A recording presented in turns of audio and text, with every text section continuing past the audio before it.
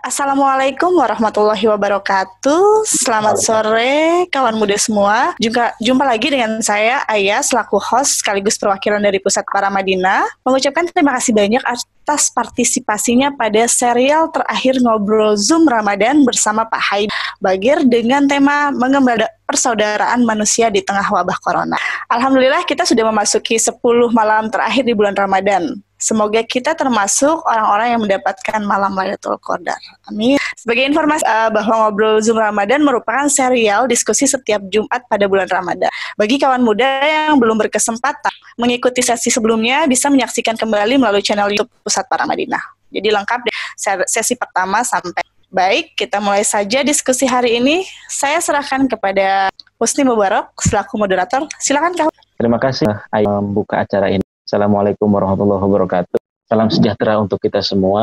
Semoga kita di 10 hari terakhir ini menjalankan ibadah puasa dengan lancar dan diterima oleh Tuhan Yang Maha Kuasa. Kemudian bagi teman-teman yang non-muslim, terima kasih jika sudah menghadiri diskusi. Sebagaimana tadi sudah disampaikan oleh Ayah, bahwa diskusi ini adalah diskusi serial yang keempat atau yang terakhir. Kita akan mendiskusikan tentang, atau topik besarnya, kita mendiskusikan tentang agama merespon pandemi COVID.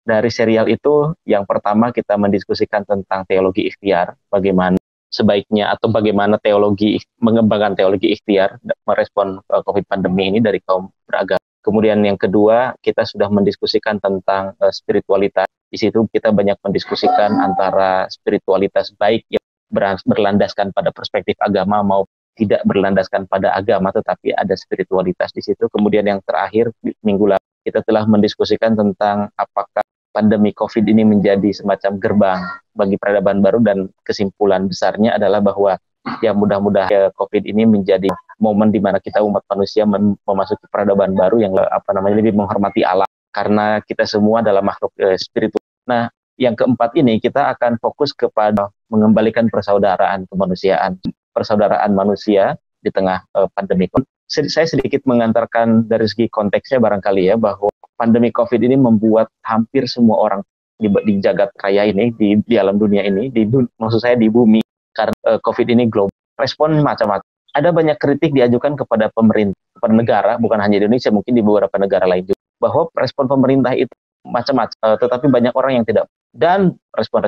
Tetapi kemudian ada situasi di mana orang optimis karena tiba-tiba, mungkin bukan tiba-tiba ya, tetapi dalam skala yang lebih besar, solidaritas itu terbangun. Misalnya Pak Haidar sendiri yang adalah narasumber pada kesempatan ini hari ini, itu berkolaborasi dengan Gus Durian dan Najwa Shihab, kalau tidak itu solidaritas merespon COVID ini lewat Kita Bisa, dan itu animonya sangat besar. Kemudian kita Didi Kempot belum lama ini meninggal. Beliau itu sebelum meninggal itu ikut konser amal dan berhasil mengumpulkan uang 7 miliar dan seterusnya. Ini menunjukkan bahwa apakah pandemi ini menjadi momentum bagi kita umat manusia untuk mengembali ke rasa persaudaraan. Kenapa ini penting dibicarakan juga? Selain karena itu juga karena sebelum pandemi itu kita sadar bahwa kita itu terpolarisasi. Minimal di Indonesia kita terpolarisasi pasca Pilpres itu gontok-gontokan karena perbedaan presiden. Dan polarisasi itu lebih tajam lagi karena ada perbedaan ideologi dan seterusnya. Ini menjadi, apakah pandemi ini kayak kira-kira menjadi breakthrough bagi kita mulai melintasi sekat-sekat perbedaan-perbedaan karena itu semua. Nah, Pak Haidar di dalam pertemuan pertama cukup tegas mengatakan bahwa orang yang nggak peduli dengan corona, ada dua kemungkinan. Satu, jahil, alias mungkin tidak paham, tidak mengerti informasinya. Atau yang kedua, masih kuatnya politik identitas di dalam diri. Nah, kita akan kupas di dalam pertemuan ini tentang apakah pandemi ini menjadi breakthrough bagi kita untuk mengembalikan lagi rasa persaudaraan. Saya mungkin mengulang lagi bahwa Pak Haidar adalah seorang filsuf bagi kita setidak-tidaknya, kemudian juga beliau pendiri Mizan, belakangan gencar mengkampanyekan gerakan Islam Kini. Nah, sekarang saya ingin mempersilahkan kepada Pak Haidar untuk memberikan pengantarnya sebelum nanti kita diskusi dengan saya. Silakan Pak. Ya, terima kasih Mas Husni. Pak Ayah, Assalamualaikum warahmatullahi wabarakatuh. Alhamdulillahirrahmanirrahim.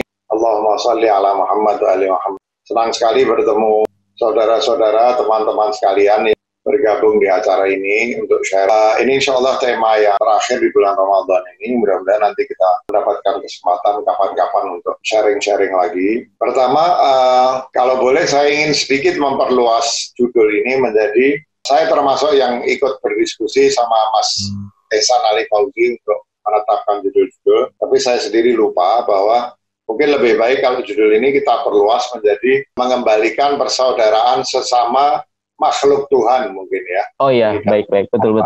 Tidak hanya di manusia ya. Nah, betul, ada persoalan perusakan lingkungan dan lain sebagainya ya. Nah, saya ingin mulai dengan mengingatkan kita yang sebetulnya kita semua sudah tahu bahwa dengan tegas Allah SWT ini mengatakan bahwa kita ini diciptakan dari jiwa yang satu, ya, min nafsin wahidah, dari jiwa yang satu. Jiwa yang satu itu bisa disebut jiwanya Nabi Adam atau jiwanya Rasulullah Shallallahu Alaihi Wasallam, karena yang paling awalnya hadisnya terang yang percaya bahwa kesahihan hadis itu bisa sahih di dalam dirinya sendiri atau sahih li ghairi. Kalau ada hadis lain. Halo Pak Haidar, halo, sepertinya sinyalnya sedikit problem ya. Bentar. Satu prinsip dasar yang luar biasa penting di dalam Islam. Tapi sayangnya sekarang bukan saja prinsip itu diabaikan, tapi bahkan kita melanggar prinsip itu, bahwa Allah SWT mengatakan, Inna khalaqnakum min nafsin wahidah wa ja'alnakum syu'uban wa qabailan lita'arafu. Dilanjutkan inna akramakum indallahi atqakum. Sesungguhnya kami ciptakan kalian dari jiwa yang satu. Jiwa yang satu itu bisa jiwanya Nabi Adam, tapi kalau lebih tinggi lagi jiwanya Nur Muhammad Rasulullah Sallallahu Alaihi Wasallam, karena jiwa yang pertama kali diciptakan oleh Allah menurut berbagai hadis itu adalah jiwanya Rasulullah Muhammad Sallallahu Alaihi Wasallam. Rasulullah mengatakan, aku sudah menjadi nabi sebelum Adam dibangkitkan. Jadi bahkan Nabi Adam belum diciptakan, Rasulullah sudah diciptakan. Segala sesuatu dalam dunia ciptaan itu adalah bersumber pada Nabi Muhammad SAW sebagai ciptaan pertama dari Allah Subhanahu wa Ta'ala. Tadi saya singgung sedikit, bagian orang mungkin akan bilang hadis-hadis ini dhaif. Saya ingin ingatkan bahwa kalau orang bilang hadis itu sahih atau dhaif, itu adalah dari studi periwayatannya, ya, bukan dari segi kontennya. Jadi di dalam riwayatnya ada yang dianggap tidak thiqah, ada yang dianggap pembohong, ya, tapi bukan dari konten. Kalau dari segi konten itu biasanya ada istilah di dalam hadis itu dari segi sanad mungkin tidak sahih, tapi dia sahih li ghairi. Jadi kontennya diperkuat oleh ayat-ayat Al-Quran atau hadis-hadis lain. Saya percaya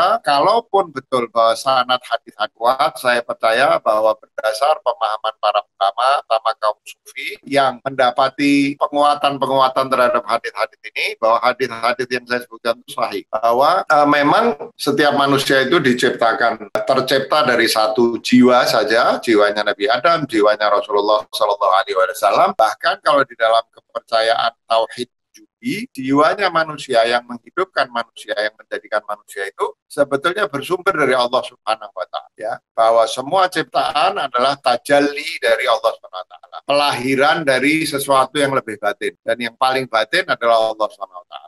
Mungkin kita tidak sempat bicara panjang lebar, tetapi di dalam prinsip ini, ya, manusia bahkan semua makhluk Allah sebagai tajalliyatnya Allah SWT ini sebetulnya saudara sekandung, berasal dari jiwa yang satu. Jiwanya berasal dari Nabi Adam, dari Nur Muhammad, dari Allah Subhanahu wa Ta'ala. Dan ini diperkuat juga oleh hadis sahih di mana Allah SWT mengatakan, semua ciptaanku atau semua ciptaan Allah, kata Nabi Muhammad SAW, adalah iyalullah. Iyalullah itu keluarganya Allah. Jadi kita ini seperti saudara sekandung, sesama manusia dari zaman Adam, dan itu dikuatkan oleh sebuah hadis Nabi yang sahih, di mana Nabi mengatakan sesungguhnya seluruh makhluk Allah ini adalah iyalullah. Iyal itu kalau dalam bahasa Arab artinya keluarga. Jadi misalnya kita sehari-hari dalam percakapan bilang kaif halul iyal misalnya, atau kaifal iyal, itu artinya bagaimana keadaan keluarga. Rasulullah menggunakan istilah iyal ketika merujuk kepada makhluk Allah, bahwa semua makhluk Allah itu adalah iyalullah, keluarganya Allah. Keluarga tentu bukan dalam arti dilahirkan dari kandungan secara biologis, karena jelas bahwa Allah itu lam yalid wa lam yulad. Allah itu tidak dilahirkan dan tidak melahirkan. Tentu maksudnya bukan dilahirkan secara biologis, tapi dikatakan bahwa kita semua ini adalah keluarga Allah. Kalau di dalam tauhid wujudi, wujud kita itu pinjaman dari wujudnya Allah SWT. Jadi wujud manusia, bahkan wujud hewan, wujud tumbuhan, semua ciptaan itu wujudnya satu, yaitu tajal atau manifestasi atau pengejawantahan dari wujudnya Allah Subhanahu wa taala. Ini pun bukan dari zat ya. Itu tajalli kita ini tercipta bukan dari zatnya Allah, tapi dari tanazzulnya. Cuman kita tidak bisa bicara di sini. Saya sekedar mau menunjukkan bahwa orang jangan salah paham menganggap bahwa kita ini anak Tuhan seperti anak biologis, keluarga Tuhan seperti keluarga biologis. Istilah ayal dipakai oleh Rasulullah. Dan kemudian Rasulullah mengatakan, dan yang paling dicintai oleh Allah adalah yang paling baik kepada keluarganya. Yang paling baik kepada keluarga Allah. Ya. Jadi ini saya hanya mengutip satu hadis, mengutip satu ayat Al-Quran, mengutip satu hadis yang menunjukkan bahwa manusia bahkan semua makhluk Allah itu berasal dari satu jiwa. Ya, dikatakan inna khalaqnakum min nafsin wahidah wa ja'alnakum syu'uban wa qabailan, dan aku jadikan kalian suku-suku dan berbangsa-bangsa atau berbangsa-bangsa danku lita'arofu, supaya saling memahami. Dan ta'aruf itu artinya kesaling pahaman yang bisa melahirkan persaudaraan. Orang kalau saling mengetahui, saling memahami, maka sudah pasti akan saling bersaudara. Dalam arti apa? Kalau ada yang salah dimaafkan, ada yang kurang dibantu, ada yang susah digembirakan, ya itu jelas sekali memang betul ada ayat lain innamal mu'minuna ikhwah, orang mukmin bersaudara. Ya, kita di kesempatan lain mungkin bisa membahas bahwa Allah SWT itu punya dua sifat utama, yaitu Ar-Rahman, Ar-Rahim. Ar-Rahman itu belas kasihnya yang universal kepada semua makhluknya, tidak peduli mana atau kafir, muslim atau non-muslim, baik atau jahat, itu Ar-Rahman. Tapi ada Ar-Rahim, yaitu kasih sayangnya yang spesifik, yang aksesnya otomatis terbuka kepada orang yang jalan-jalan. Jadi adanya ayat innamal mu'minuna ikhwah itu betul, tapi tidak dengan demikian bertentangan dengan pemahaman bahwa menurut ajaran Islam semua manusia, semua makhluk Allah itu adalah saudara, ya. Nah, dari itu yang sebetulnya prinsip dasar dari ajaran Islam yang seringkali kita lupakan. Ya. Nah, jadi dikatakan misalnya dalam ayat tersebut, inna akramakum indallahi atqakum. Allah mengatakan inna khalaqnakum min nafsin wahidah. Semua makhluk, semua manusia diciptakan dari jiwa yang satu, dan yang bedakan seseorang itu mana yang lebih mulia, mana yang kurang mulia adalah atqakum, yang paling bertakwa. Paling bertakwa itu artinya orang yang paling sadar Tuhan, paling sadar akan Tuhan, dan karena kesadaran itu berusaha melakukan hal-hal yang membuat Tuhan rela, ridho, artinya kebaikan, akhlak yang baik, amal soleh, dan menghindarkan yang Tuhan tidak ridho, tidak rela. Artinya apa? Akhlak yang buruk, amal-amal yang buruk. Jadi kemanusiaan ini diikat oleh satu persaudaraan, dan kita didorong untuk berlomba-lomba dalam kebaikan. Di dalam ayat yang lain Allah misalnya mengatakan Nabi Isa diturunkan membawa Injil, Nabi Musa diturunkan membawa Taurat, Rasulullah SAW diturunkan membawa Al-Quran. Terus Allah mengatakan fastabiqul khairat, ya, berlomba-lombalah kamu dalam kebaikan. Itu makna dari inna akramakum indallahi atqakum. Jadi di dalam Islam jelas sekali prinsip persaudaraan universal, ya. Misalnya Sayyidina Ali bin Abi Thalib mengutus Malik Ashtar menjadi gubernur di Mesir. Sayyidina Ali bin Abi Thalib menasihati Malik Ashtar. Di antara nasihatnya itu adalah bersikap lembutlah kepada rakyatmu, ya, karena mereka itu kalau bukan saudaramu seagama, mereka adalah saudaramu sesama manusia, saudaramu sesama makhluk Allah. Ya, ini ayat Al-Quran, hadis, tadi juga diperkuat dengan nasihat Sayyidina Ali kepada Malik Ashtar dengan mengatakan bersikap lembutlah kamu kepada rakyat Mesir, karena kalau mereka bukan saudaramu seagama, artinya mereka mungkin orang Kristen Koptik, Mesir banyak zaman Nabi, mereka adalah saudaramu sesama manusia. Ya, prinsip ini sebenarnya sangat jelas, dan saya kira kemana-mana kita pergi kepada agama-agama, ya, selama kita pergi kepada ajaran agama yang penuh perdamaian, yang penuh cinta kasih, prinsip ini diajarkan. Nah, saya kira juga manusia pada umumnya masih menyimpan rasa persaudaraan dengan sesamanya, bahkan dengan sesama makhluk Allah. Misalnya, betapa banyak manusia yang begitu mencintai hewan, manusia yang begitu mencintai Tuhan. Ya, kadang-kadang ada waktu-waktu di mana istri saya misalnya merawat tumbuh-tumbuhannya, buah yang tanamnya, seperti merawat makhluk hidup dengan penuh kecintaan. Dan manusia itu memang fitrahnya bersaudara dengan sesama manusia lain, bersaudara dengan bahkan sesama makhluk Allah selain karena wujudnya itu sama, wujudnya adalah tajalli dari Allah Subhanahu wa Ta'ala. Manusia, tumbuhan, wujudnya batu. Dan kita nggak usah merasa malu, nggak usah kemudian ada yang sinis, ini ajaran tasawuf sesat, masa menyamakan manusia dengan tumbuhan. Kita lupa bahwa Allah SWT itu mengatakan bahwa semua yang di langit dan di bumi itu berzikir kepada Allah SWT. Ya, bahwa semua yang ada di langit dan di bumi ini bersujud kepada Allah SWT. Misalnya dikatakan dalam surat Ar-Rahman, mudah-mudahan saya nggak lupa, An-Najmu wasyajaru yasjudan. An-Najmu di sini bisa berarti bintang, tapi menurut para ahli tafsir, Najm bermakna ya, dan tumbuh-tumbuhan yang tidak mempunyai tangkai, yang tidak mempunyai sak, dan pohon-pohon yang bertangkai, keduanya bersujud kepada Allah SWT. Bahkan bukan hanya tanaman, bukan hanya hewan-hewan, dikatakan dalam Al-Quran, burung-burung yang terbangan itu berzikir kepada Allah SWT. Jadi sebetulnya mereka saudara kita sesama makhluk Allah, menyimpan di dalam dirinya tanda-tanda Allah SWT, tajallinya Allah SWT, mereka tunduk kepada Allah SWT, ya. Jadi betul-betul bukan dalam makna metafor, ya, bukan dalam makna metafor, bahkan dalam makna literal, memang semua makhluk Allah itu adalah saudara kandung kita, ya. Dan karena itu Rasulullah mengatakan yang paling baik yang paling dicintai oleh Allah itu adalah yang paling baik kepada yang paling baik kepada keluarganya, baik manusia yang lain, tumbuhan, hewan, batu-batuan, dan lain sebagainya. Jangan lupa juga di dalam Al-Quran Allah SWT mengatakan orang-orang munafik itu hatinya keras, sekeras batu, bahkan lebih keras dari batu, karena di antara bebatuan ada yang meluncur jatuh ke bawah karena takut kepada Allah. Dan di antara batu-batuan itu ada yang merekah, pecah, merekah, dan di tengah-tengah rekahannya mengalir air karena takut kepada Allah. Batu-batuan pun itu adalah makhluk Allah yang bertakwa kepada Allah SWT. Takut di situ, bertakwa kepada, ya memang istilah yang dipergunakan dalam ayat itu berbeda, tapi ada overlapping antara konsep takwa dan konsep khauf, ya, atau khashi, ya. Nah, jadi memang kita ini benar-benar saudara kandung, dan sebetulnya ada dalam fitrah kita. Misalnya kita ini kalau berantem sama saudara, misalnya itu orang Jawa bilang tego larane ora tego patine, tega sama penderitaannya tapi nggak tega kalau sampai dia mati. Dalam bahasa Arab juga begitu, sama ada pepatah yang menunjukkan betapapun kita kesel sama saudara kita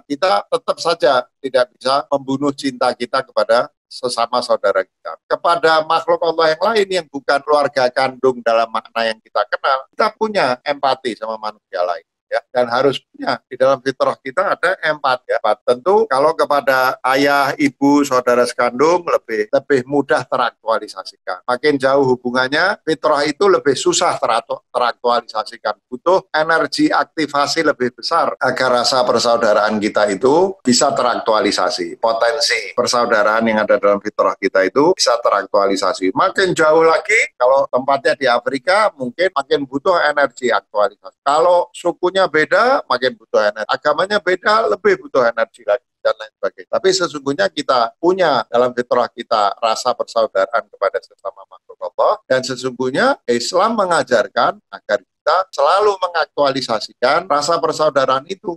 Ya, kita tahu misalnya Rasulullah SAW mengatakan Fima tadibbu fihil hayah al-ujur, kata Rasulullah. Dalam segala sesuatu yang melata di muka bumi, itu ada pahala. Artinya kalau kita berbuat baik kepada makhluk Allah yang lain, meskipun itu bukan manusia, selama ada nyawanya, dan hewan punya nyawa, tumbuhan punya nyawa, bahkan di dalam ajaran Islam, batu-batuan punya nyawa, seperti ayat Al-Quran yang saya. Rasulullah mengatakan pada segala sesuatu, Fima tadibbu fihil hayah, yang di dalamnya merayap kehidupan, itu artinya semua makhluk Allah, itu kata Rasulullah ada al-ujur, ada pahala. Kalau kita berbuat baik kepada makhluk sesama makhluk Allah, ada pahalanya. Ya, begitu banyak kisah tentang ini di zaman Nabi. Misalnya Rasulullah mau berwudu, tiba-tiba ada kucing yang kehausan, mau minum dari tempat wudhunya Rasulullah. Rasulullah berhenti berwudhu demi memberi kesempatan untuk kucing itu supaya minum sampai kenyang. Setelah si kucing minum sampai kenyang, Rasulullah baru melanjutkan wudhu. Suatu kali Rasulullah memimpin pasukan perang, tiba-tiba di tengah perjalanan Rasulullah menghentikan pasukan. Para pasukan Islam pada waktu itu terheran-heran, ada apa yang begitu penting sehingga gerak pasukan dihentikan. Ternyata seingat saya ada seekor burung di tengah jalan yang Rasulullah khawatir terinjak-injak oleh pasukan perangnya, sehingga oleh Rasulullah berhentikan pasukannya, burungnya disikan ke pinggir jalan, baru kemudian berjalan lagi. Ingat juga bahwa Rasulullah mengatakan seseorang masuk neraka karena bepergian dan mengunci hewan peliharaannya di dalam rumah, sampai hewan peliharaannya lapar dan kelaparan dan meninggal. Belum lagi ada hadis tentang seorang pelacur yang diampuni dosa-dosanya karena nolong kucing yang tercebur ke dalam lubang atau ke dalam. Terlalu banyak ajaran Islam tentang persaudaraan sesama makhluk Allah ini, sehingga tidak ada orang muslim yang betul-betul mempelajari ajaran agamanya yang akan kelewat tentang prinsip dasar Islam, ya. Tapi seperti saya katakan tadi, memang kan manusia ini diciptakan dengan fitrah kebaikan, termasuk fitrah persaudaraan, tapi manusia juga punya hawa nafsu, ya, yang keduanya itu seringkali bertentangan. An-nafs al-ammarah bisu, nafsu yang mendorong-dorong kepada keburukan, fitrah mendorong kepada kebaikan, hawa nafsu mendorong kepada kebaikan. Jadi pertama, bahwa hubungan keluarga yang jauh perlu energi aktivasi lebih besar, sementara di sisi lain hawa nafsu kita menarik kita kepada arah yang bertentangan dengan prinsip persaudaraan itu, yaitu apa? Prinsip hidup individualistik, nafsi-nafsi, mau mengenyangkan diri sendiri, mau menumpuk harta sendiri, sehingga sebaliknya dari fitrah persaudaraan itu teraktualisasikan, fitrah itu justru terlupakan. Makin lama makin terlupakan. Bahkan orang-orang beragama yang mungkin saleh secara ritual, ya, sholat jamaah di masjid, berpuasa, sunnah, umroh berkali-kali, itu kadang-kadang dia lupa bahwa uang yang dipakai umrohnya itu dia kumpulkan dan dipakai umroh berkali-kali, haji berkali-kali, padahal banyak sesama manusia di sekitarnya yang kelaparan. Jadi akhirnya, mohon maaf saya tidak bermaksud nyinyir atau sinis, tapi jangan-jangan banyak orang atau sebagian orang pergi umroh dan haji berkali-kali didorong hawa nafsu, bukan didorong niat untuk betul-betul beribadah kepada Allah, karena di sekitarnya ada saudara-saudaranya yang kelaparan, tapi dia memilih memuasi keinginannya untuk pergi haji berkali-kali dan umroh berkali-kali sambil menelantarkan saudara-saudaranya yang kelaparan misalnya. Masih bagus kalau umroh. Banyak yang hanya jalan-jalan, kuliner, pergi ke restoran, 2 orang habis setah, mengumbar memiliki mobil banyak, rumah besar, mana-mana, rumahnya kosong, nggak ditempatin misalnya. Jadi sudah di satu sisi makin jauh dengan kita secara geografis, bangsa, agama itu butuh aktivasi lebih besar, kita tidak menyiapkan energi aktivasi lebih besar, malah justru kita lari menjauh dari prinsip persaudaraan. Ya, sekarang hubungannya dengan wabah COVID apa? Kadang-kadang memang perlu kejadian-kejadian besar, kejadian-kejadian cukup drastis untuk membangunkan kita dari tidur kita, ya. Membangunkan kita dari mabuk kita. Kita selama ini either tidur, menikmati kenyamanan tidur, terlelap, enak, AC dengan AC, perut kenyang gitu ya, selimut tebal ya, mungkin waktu yang banyak karena kita bos gitu, atau bahkan jangan-jangan kita mabuk harta, mabuk puasa, ya, mabuk popularitas, sehingga dalam keadaan tidur terlelap, mabuk yang demikian dalam, kita lupa pada prinsip dasar ajaran agama kita, yaitu prinsip persaudaraan antar manusia dan prinsip persaudaraan dengan sesama makhluk Allah. Sehingga perlu dibangunkan. Kalau orang tidurnya terlalu lelap, ya perlu diguncangkan tubuhnya dengan keras. Ada orang-orang tertentu kalau tidak diguncangkan tubuhnya dengan keras, dia tidak bangun. Atau kalau dia tidak diciprati air, dia nggak bangun, tidurnya terlalu dalam. Apalagi orang mabuk. Orang mabuk itu kalau nggak diguyur sama air dingin banyak-banyak, dia nggak bisa sadar. Nah, kejadian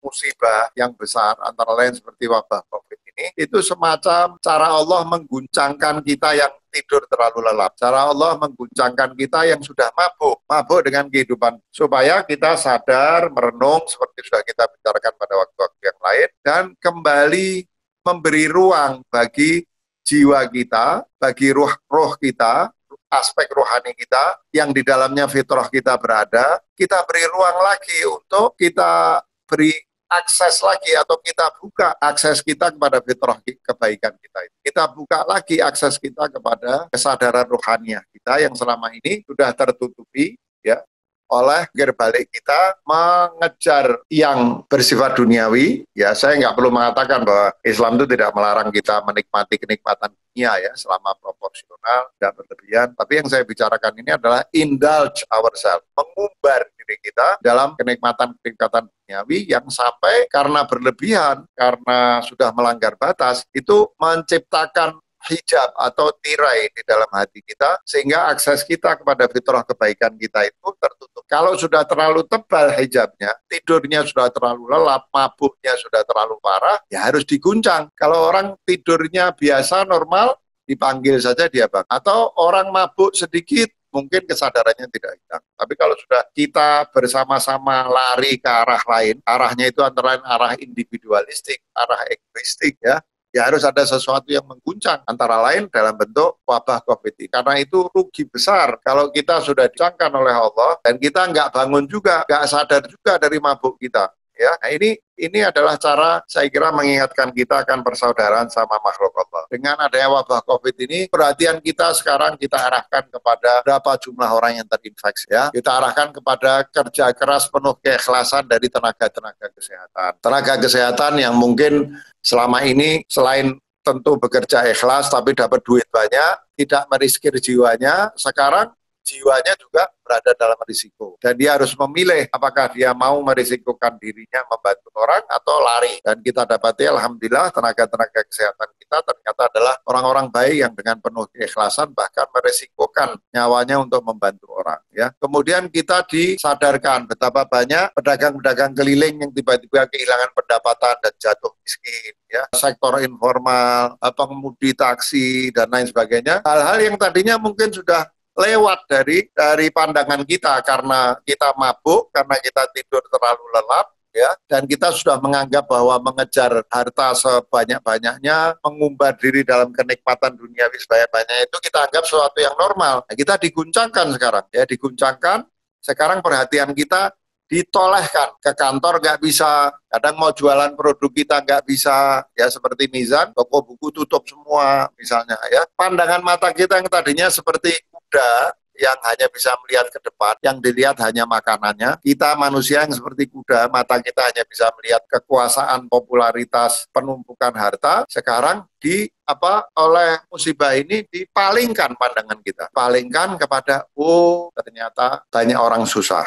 Ternyata banyak orang baik, ya. Ternyata kita punya saudara-saudara yang harus kita bantu, ya. Dipalingkan ke situ kita, dipaksa berpaling ke situ. Dan dengan cara itu, dengan diekspos kepada penderitaan orang lain, diekspos kepada kesusahan orang lain, diekspos kepada kemiskinan orang lain, ya. Kemudian fitrah kebaikan kita, fitrah persaudaraan kita kepada sesama makhluk Allah ini terpicu keluar, harusnya terpicu keluar. Kemudian perhatian kita dibawa kepada lingkungan hidup kita yang tiba-tiba kota kita makin bersih dari polusi, ya, hewan-hewan keluar dari sarangnya. Kemungkinan besar saya kira Jakarta lebih dingin, ya. Kemudian kita diingatkan, selama ini kita sudah merusak lingkungan, sampai-sampai ekologi itu terganggu. Ekologi itu kan keseimbangan alam yang melibatkan semua makhluk Allah, melibatkan ular, melibatkan cacing, melibatkan kotoran kuda, ya.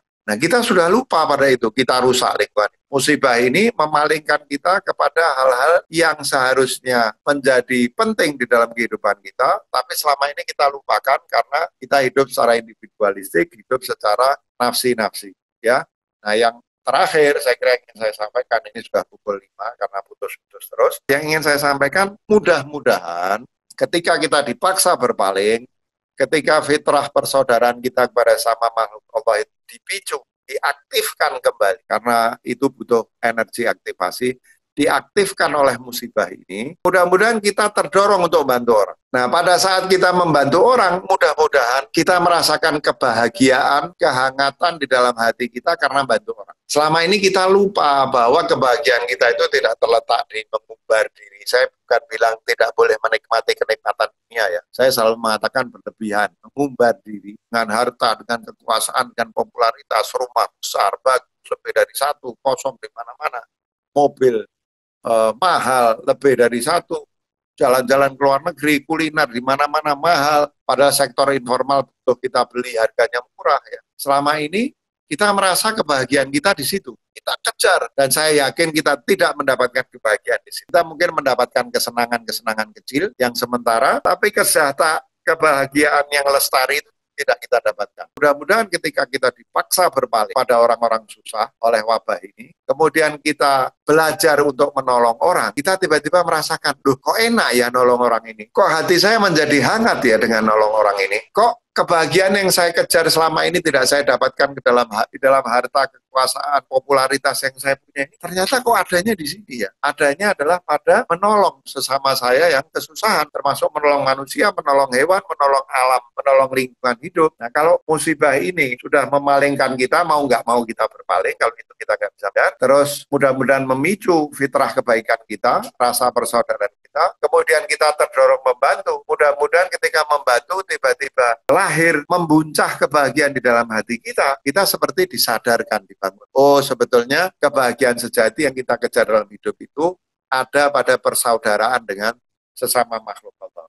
Sehingga mudah-mudahan setelah wabah ini kita pelihara perasaan itu, dan dalam kesibukan kita mengejar dunia yang tidak dilarang, kita selalu sadar bahwa dunia itu, fasilitas-fasilitas dunia itu adalah sarana untuk mencapai kebahagiaan, bukan sumber kebahagiaan itu. Bahwa sumber kebahagiaan kita terletak pada menggunakan sarana yang kita punya, harta, kepintaran, tenaga, waktu yang kita punya, berkat upaya kita bekerja keras mengejar dunia itu, selain untuk nafkah bagi kita dan keluarga kita, ya selain waktu kita untuk diri kita dan keluarga kita, selain energi kita untuk diri kita dan keluarga kita, itu kita share kepada sesama makhluk Allah yang kesulitan dan membutuhkan bantuan. Kalau kita dapat itu, dapat pelajaran itu dari musibah COVID ini, insya Allah musibah COVID ini memang punya banyak dan menjadikan kita manusia yang lebih baik dibanding sebelum kita mendapatkan ujian dalam bentuk musibah wabah COVID ini. Itu Mas Husni ya. Baik, terima kasih Pak Haidar atas paparannya yang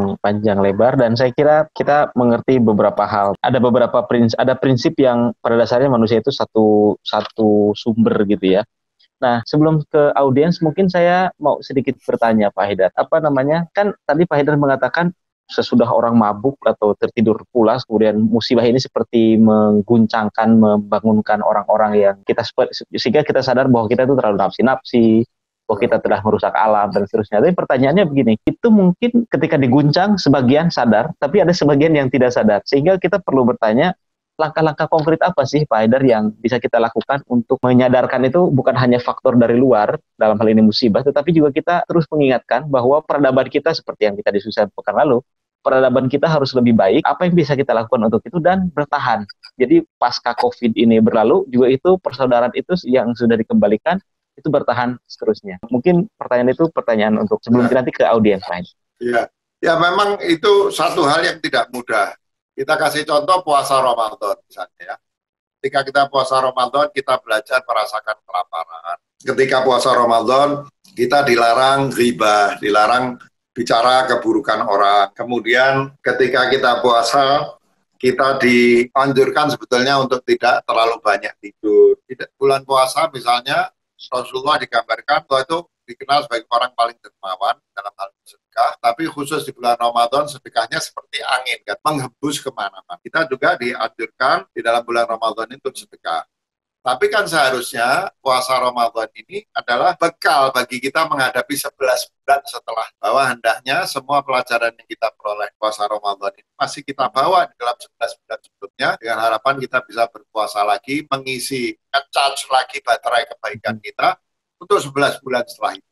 Ya, kan begitu kira-kira. Nah, tapi tidak mudah juga. Seringkali kita begitu lewat 30 Ramadan, masuk 1 Syawal, balik sudah cara hidup kita seperti cara hidup kita sebelum berpuasa di bulan Ramadan pada tahun.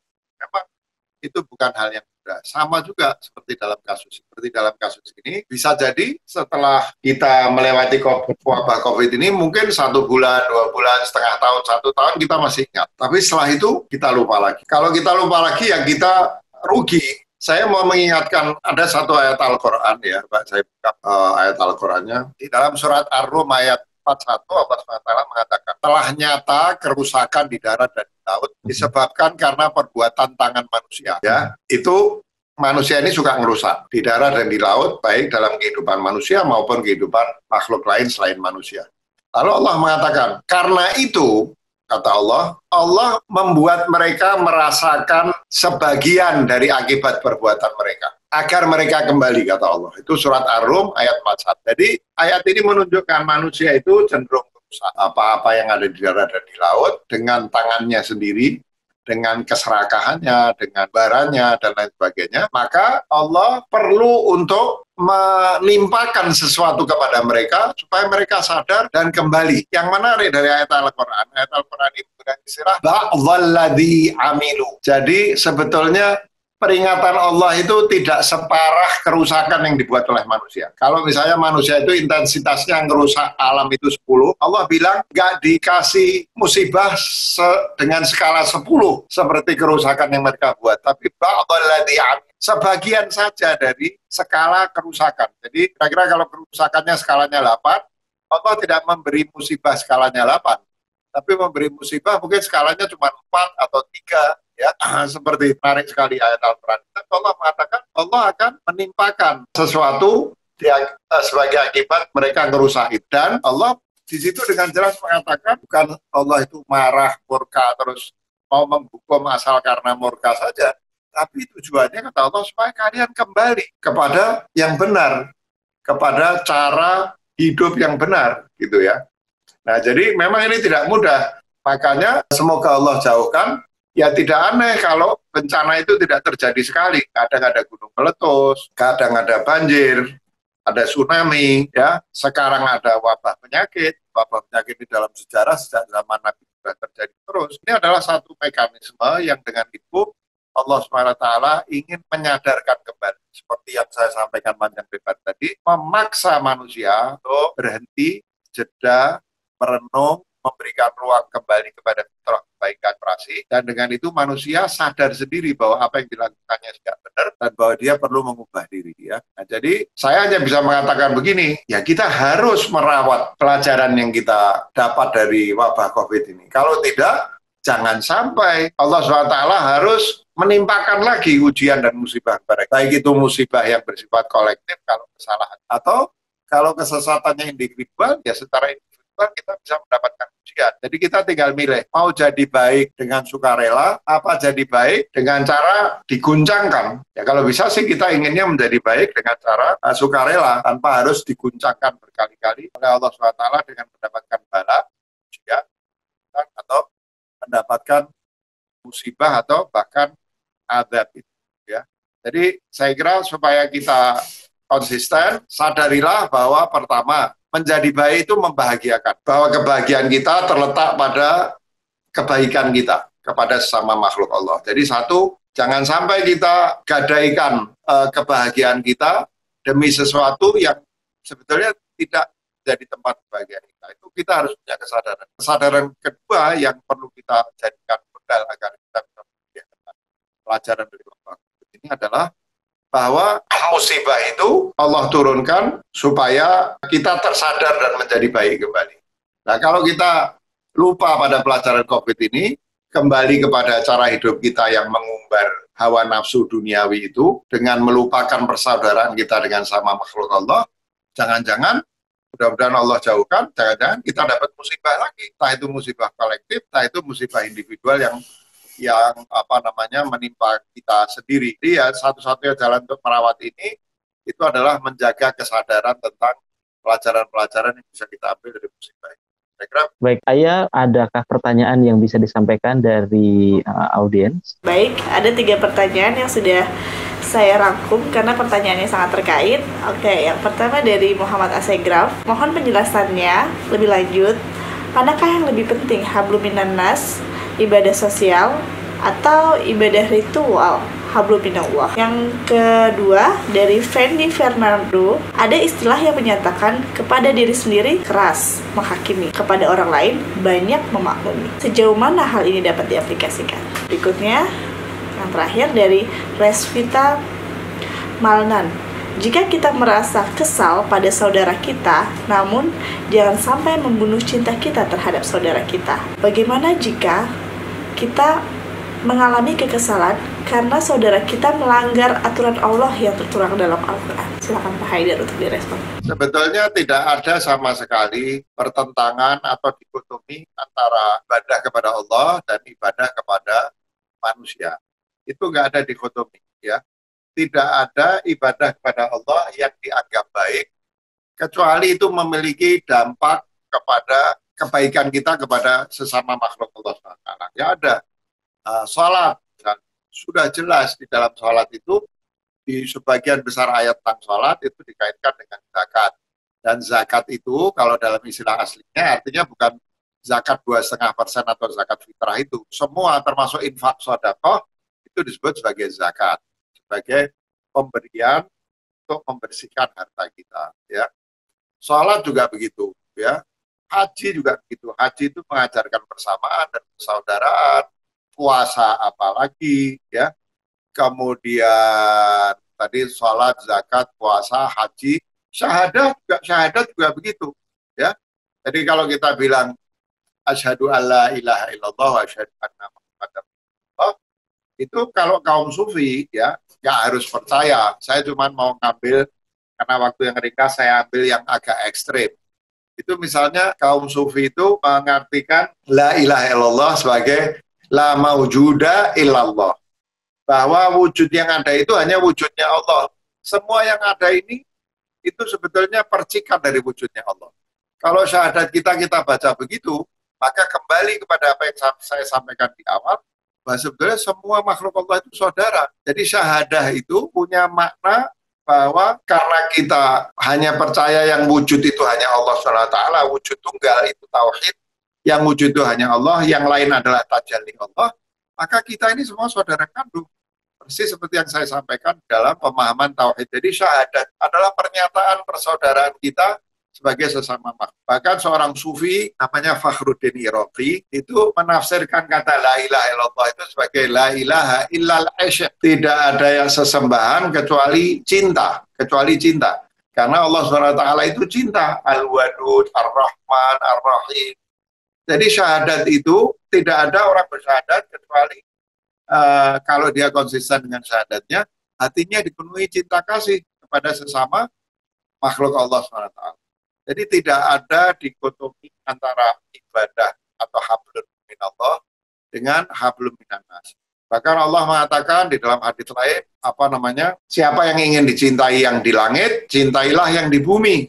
Allah mengatakan siapa yang ingin dicintai yang di langit, cintailah yang di bumi, cintailah sesama makhluk Allah. Nanti Allah akan cinta kepada kita. Terlalu banyak ayat Al-Quran, hadits yang bicara tentang ihsan, misalnya.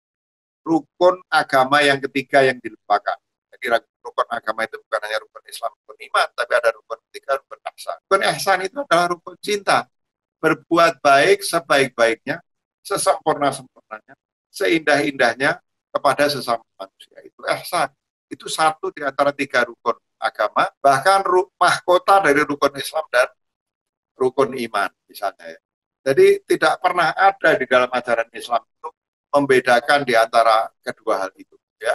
Bahkan di dalam hal-hal tertentu itu kepentingan kolektif harus didahulukan, ya. Kepentingan kolektif harus didahulukan selama kita tidak harus meninggalkan yang wajib, misalnya, ya. Nah, saya harus bicara secara cepat. Juga masih banyak hal yang ingin saya sampaikan untuk menjawab pertanyaan pertama, tapi udah. Kita pergi ke pertanyaan kedua, yaitu sebetulnya pelajaran di dalam tasawuf, ya. Kita itu sekarang cenderung lebih keras menghakimi apa yang kita anggap kekeliruan orang lain atau dosa orang lain, tapi kekurangan kita lupa. Itu prinsip tasawuf yang dalam bahasa Indonesia menjadi peribahasa gajah kuman di seberang lautan tampak, gajah di pelupuk mata tidak tampak, ya. Memang begitu. Al-Quran mengajarkan la tuzaku anfusakum, jangan menganggap dirimu itu suci. Allah yang lebih tahu siapa yang lebih bertakwa. Jadi saya kira memang itu prinsip yang sangat perlu untuk disebarluaskan. Sudah maafkan orang. Kalau itu terkait dengan kesalahan kepada diri kita, cenderung maafkan. Kata Rasulullah, itulah Islam. Islam itu memaafkan orang yang berbuat salah kepada kita, padahal kita bisa membalas dendam. Itu Islam. Ya, kita bisa membalas, tapi kita pilih memaafkan. Jadi saya kira itu sebuah prinsip yang betul, yang perlu kita sebarluaskan. Hendaknya kita lebih keras menghakimi diri kita ketimbang kita menghakimi orang lain dalam hubungan pribadi. Tapi kalau dalam hubungan sosial ya hukum harus diterapkan. Tapi seperti saya sampaikan dalam kesempatan sebelumnya, hukum itu pun harus diterapkan bukan karena murka, bukan karena dendam, tapi karena cinta. Kita menghukum orang karena kita cinta pada orang itu dan mengharap orang itu menjadi lebih baik. Kalau memang tidak ada jalan lain kecuali jalan menghukum. Gitu ya. Yang ketiga apa ya? Pak Haidar, orang itu bisa kesal pada sesama makhluk. Nggak boleh kesal kepada sesama manusia. Tetapi kalau kesalnya karena orang itu melanggar aturan agama, bagaimana? Nggak apa-apa juga. Apakah kalau kita kesal kepada orang yang melanggar aturan agama, orang itu bisa menjadi baik dan menjalankan aturan agama, misalnya. Ya, terlalu banyak menjalankan syariah itu puncaknya adalah persoalan hati. Kita bisa sholat tapi riya. Katakan wailul musallin alladzina hum an sholatihim sahun alladzina hum yuraun. Kalau kita paksa orang sholatnya riya, supaya lihat orang lain dia sudah menjalankan. Puasa kalau mau minum di kamar mandi juga bisa. Kalau mau makan di kamarnya sendiri. Agama atau syariah itu tidak bisa diterapkan dengan paksaan. Sama sekali tidak bisa diterapkan dengan paksaan. Jadi kesal karena saudara kita melanggar syariah itu tidak mengubah apa-apa, bahkan bisa membuat hubungan kita buruk sama dia, sehingga kesempatan kita untuk menasihati dia dan mengajak dia ke jalan yang lebih baik gak hilang. Jadi gak ada gunanya. Lebih baik dengan cinta kasih kita upayakan supaya dia kembali ke jalan yang benar ya. Jadi kesal itu manusiawi. Saya nggak mengatakan bahwa jangan kesal, enggak. Kadang-kadang kesel, jengkel, dan sebel itu manusia. Tapi jangan sampai itu menimbulkan kebencian. Bahkan terhadap orang yang melanggar syariahnya Allah SWT. Ingat kisahnya Nabi, saya ini pelupa. Kalau nggak salah itu kisahnya Nabi Musa, kalau nggak salah ya. Nabi Musa kalau nggak salah ingat, karena Nabi Ibrahim lihatnya Nabi Musa. Suatu kali ada seorang ateis, seorang kafir yang datang kepada Nabi. Koreksi saya ya, kalau nama bukan Nabi Ibrahim saya kira. Seorang ateis datang kepada Nabi Musa atau Nabi. Itu kelaparan dia. Kemudian datang dan minta makan. Orangnya sudah tua, 60 tahun umurnya kira-kira. Kemudian dia minta kepada Nabi Musa atau Nabi Ibrahim. Saya lapar, saya minta makan. Oleh Nabi Musa atau Nabi Ibrahim itu, dia bilang, dia tahu, Nabi ini tahu bahwa ini orang ateis. Saya mau kasih makan, tapi kamu ikuti ajaran agama Allah. Nah, si orang tua yang kelaparan ini rupanya kepribadiannya yang kuat dan ngeyel. Dia bilang, kalau kamu maksa saya mengikuti ajaran agamamu, udah nggak usah kasih makan saya. Orang tua itu kemudian meninggalkan Nabi. Nah, baru orang tua itu berjalan sebentar, Nabi itu ditegur oleh Allah SWT. Apa tegurannya? Kata Allah, 60 tahun orang itu nggak percaya kepada 60 tahun orang itu membangkang kepadaku, masih aku kasih hidup, masih aku kasih makan. Selama 60 tahun. Kalau nggak dikasih makan sama Allah kan mati dia sudah. Nah ini baru orang itu datang kepada kamu sekali minta makan nggak kamu kasih. Padahal 60 tahun dia membangkang kepada aku kasih makan. Nabi itu kemudian tersadar, orang tua itu dipanggil dan makan. Jadi bahkan terhadap orang kafir, kita nggak boleh bersikap benci. Bagaimana kita bisa mengajak dia kebaikan kalau kita benci? Ya, kira-kira gitu Mas Husni. Mengingat waktunya udah sangat pendek, Pak Haidar, boleh nggak Pak Haidar membuat semacam closing statement yang merangkum dari mulai teologi ikhtiar, spiritualitas, peradaban, dan hari ini tentang mengembalikan kemanusiaan sesama, rasa persaudaraan sesama makhluk, disatukan ke dalam satu kerangka besar. Ya, jadi gini, jadi wabah ini saya kira sebagaimana musibah-musibah sebelumnya, apakah itu yang kolektif atau yang individual, kita sendiri. Ini sebetulnya satu cara untuk mengembalikan kemanusiaan kita. Kemanusiaan kita itu apa sih? Kita ini adalah makhluk yang mulia. Di antara kemuliaannya itu adalah kita diberi kemampuan untuk berikhtiar. Kita diberi karsa bebas, daya untuk memilih. Untuk itu kita dikasih akal, dikasih imajinasi, dikasih hati, dibekali fitrah kebaikan oleh Allah SWT. Tapi pada saat yang sama hidup ini kan ujian. Allah SWT mengatakan, Alladzi khalaqal mauta wal hayata liyabluwakum ayyukum ahsanu amala. Ya, Allah itu adalah yang menciptakan mati dan hidup. Untuk apa? Untuk menguji siapa di antara kalian yang paling indah, paling sempurna amal-amal, paling ihsan. Hidup ini memang ujian. Jadi manusia dimodali fitrah kebaikan, dikasih panca indera, dikasih akal, dikasih imajinasi, dikasih spiritualitas, dibekali fitrah kebaikan, ya. Tapi manusia juga karena hidup ini ujian, manusia juga punya hawa nafsu. Nah, hawa nafsu inilah ujian. Kalau nggak ada hawa nafsu, manusia dikasih fitrah kebaikan, ya pasti baik terus. Tapi karena ini ujian tentang amal-amal kita yang paling sempurna, agar Allah tahu siapa yang paling. Ada hawa nafsu. Kemampuan ikhtiar kita ini sekarang ditarik oleh dua kekuatan yang mengajak kepada arah yang berlawanan. Terus kita mengajak kita memilih jalan kebaikan, ya. Hawa nafsu kita mengajak kita untuk memilih jalan keburukan. Dikatakan di dalam Al-Quran, wa nafsin wa masawaha, demi jiwa dan penyempurnaannya, fa'alhamaha fujuraha wa taqwaha. Allah mengilhamkan kepada jiwa itu jalan kebaikan dan jalan keburukan. Terus qad aflaha man zakaha, pasti bahagialah orang yang membersihkan pengetahuan tentang baik buruk dan mengikuti fitrahnya untuk mengikuti kebaikan. Qad aflaha man zakaha wa qad khaba man dasaha, merugilah, bangkrutlah orang yang mengotorinya, sehingga akhirnya dia justru terdorong kepada jalan keburukan. Jadi manusia ini dibekali fitrah kebaikan, punya hawa nafsu, diilhamkan tentang mana baik. Dan untuk Allah menguji siapa yang paling ihsan amal. Di dalam ujian ini, seringkali kita itu gagal dalam arti lebih mengikuti hawa nafsu, timbang mengikuti fitrah kebaikan. Nah, karena Allah itu maha baik, istilahnya orang Betawi bukan ditunggu di tikungan. Jadi semau kamu, kalau kamu pakai ikhtiar kamu untuk keburukan, kamu ikuti hawa nafsu, saya tunggu di tikungan. Sampai mati saya cemplungkan ke dalam siksa. Allah tidak begitu. Dikasih Al-Quran lagi, ya, yang memandu kita. Al-Quran itu istilah lainnya adalah adzikra, yang mengingatkan kita kepada fitrah kebaikan kita. Sudah dikasih fitrah,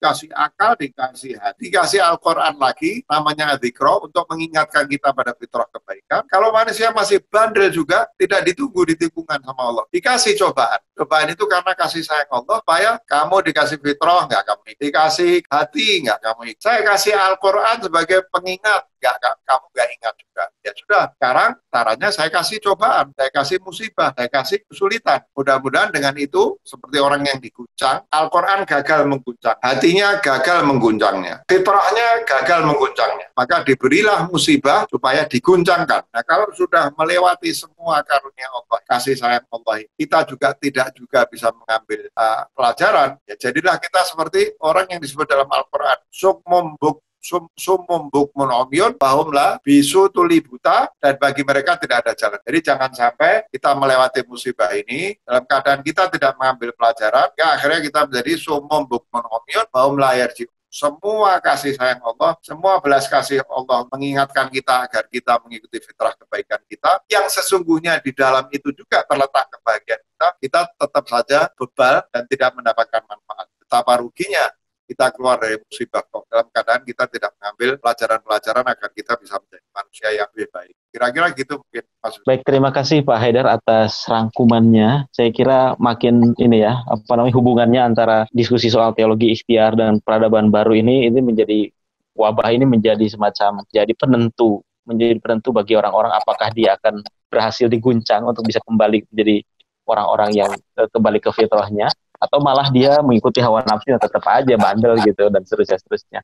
Mudah-mudahan kita menjadi bagian dari orang-orang yang terguncang itu dan mengambil pelajaran dan hikmah dari dibalik ujian-ujian ini, ada terutama COVID ini. Nah, sebelum ditutup mungkin saya mau menyampaikan sedikit bahwa kenapa pusat menyelenggarakan diskusi ini, mengundang Pak Haidar untuk mendiskusikan khusus soal agama dan merespon COVID ini, karena selama ini agama seringkali dilihat kebetulan dari yang buruk-buruknya saja. Jadi dimensi agama itu umumnya kalau ngomong agama itu apalagi ada peristiwa-peristiwa terorisme, ada peristiwa intoleransi, kekerasan, itu mesti agama yang dituding sebagai sumber dari kesalahan-kesalahan itu semua. Nah, kita merasa bahwa pusat itu perlu mengembalikan sebagian hal yang orang-orang mungkin lupa bahwa agama pada dirinya itu juga mengandung kebaikan-kebaikan. Maka diskusi ini memang sengaja kita ingin mendorong atau menginspirasi banyak orang bahwa kita bisa mengambil hikmah dari musibah ini dan juga bisa melirik kembali kepada agama untuk menopang bahwa pandemi COVID-19 ini adalah bukan akhir segalanya, dan kita justru bisa mengambil hikmahnya dari situ semua untuk kita menjadi lebih baik. Yang terakhir ini kita lebih baik kepada diri, kepada manusia, juga kepada makhluk Tuhan yang lainnya. Itu yang menjadi tujuan kami, sehingga kolaborasi pusat dengan Gerakan Islam Cinta, harapannya adalah kita bisa mengembalikan kemanusiaan kita sebagai manusia dan mengembalikan kita persaudaraan kita dengan makhluk Tuhan yang lain. Mungkin itu saja, Pak Haidar. Terima kasih sudah menemani kami, menemani kita semua selama 4 pertemuan, 5 malah ya pertemuan. Ya. Mudah-mudahan ini menjadi kebaikan tersendiri bagi Pak Haidar. Amin. Ya, mudah-mudahan Pak Haidar juga sehat terus. Kita bisa melewati pandemi ini dengan baik dan mendapatkan hikmahnya. Saya ingin mengembalikan lagi kepada Ayah untuk menutup karena mungkin sebentar lagi kita akan menjelang buka puasa. Oke, silakan, baik. Ayah. Terima kasih Pak Haidar dan Kak Husni atas diskusinya yang luar biasa. Mohon maaf tadi ada sedikit kendala teknis yang kami hadapi. Oke, baik. Kawan muda semua, terima kasih yang masih tetap setia untuk bertahan di Ngobrol Zoom Ramadan. Mohon bantuannya untuk mengisi polling sebagai bahan evaluasi perbaikan kami ke depan. Kami sampaikan juga bahwa sambil mengisi, kami sampaikan juga bahwa bingkisan e-book mini karya Pak Haidar Bagir masih bisa akan kami kirimkan yang berjudul Agama di Tengah Musibah, Perspektif Spiritual. Akan kami berikan melalui email yang terdaftar dalam registrasi. Permintaan untuk sertifikat ya kami juga akan mengirimkannya melalui email tersebut. Sekali lagi terima kasih untuk partisipasinya dan mohon maaf jika ada kesalahan dan kekurangan dalam penyelenggaraan Ngobrol Zoom kali ini. Semoga kita bisa memperbaikinya ke depan. Kami atas nama Pusat Para Madinah mengucapkan minal aidin wal faidin, mohon maaf lahir dan batin buat kawan semua. Sampai jumpa pada pertemuan selanjutnya. Selamat berbuka puasa. Wabillahi taufiq wal hidayah. Wassalamualaikum warahmatullahi wabarakatuh.